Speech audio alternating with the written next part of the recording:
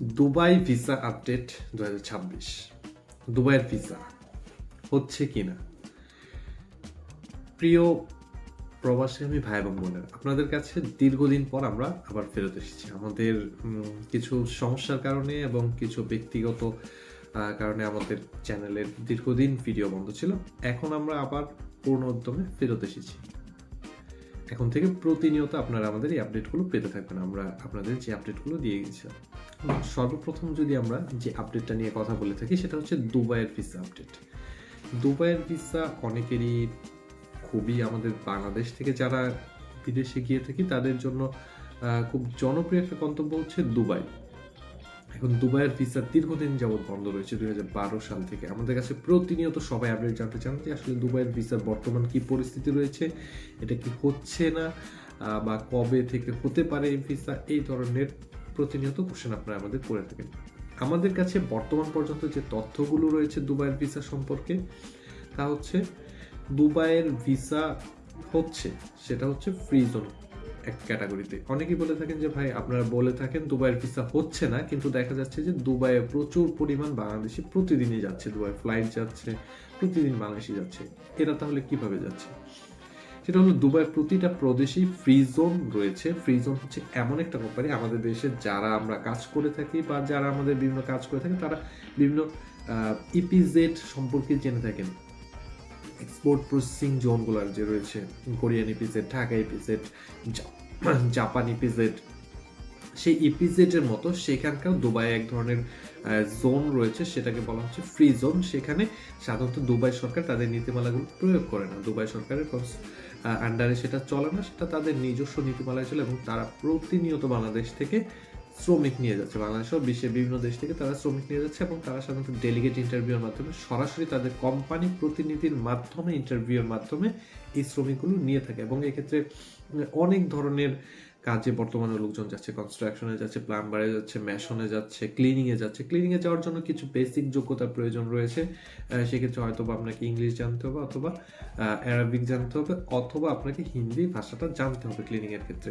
এটা বেসিক। এছাড়াও আপনার যদি সেই ধরনের পরিচিত লোকজন থাকে সেখানে, তারা ব্যবস্থা করলে তারা আপনাকে নর্মালি নিয়ে যেতে পারে, সেটা অন্য ব্যাপার। এছাড়া আদার্স যে ভিসাটাগুলো রয়েছে সেই ভিসাটা হচ্ছে high professional visa. High professional ভিসার ক্ষেত্রে আপনারা সবাই জানেন এক্ষেত্রে সার্টিফিকেটের বা ডিগ্রির প্রয়োজন ঘটে।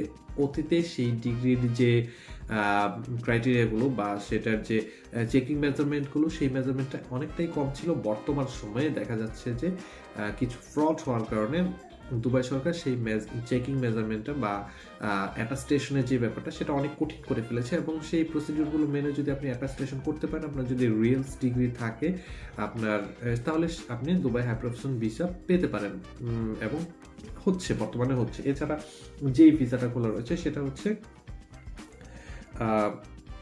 এরপর রয়েছে ফ্রিজম company visa, mainland high professional visa. এছাড়াও রয়েছে হলো পার্টনার ভিসা। পার্টনার ভিসা দুবাইয়ের বা আরব আমিরাতের বিভিন্ন যে প্রদেশগুলো রয়েছে, আসমান থেকে শারজা, এই যে প্রদেশগুলোতে পার্টনার ভিসা হচ্ছে।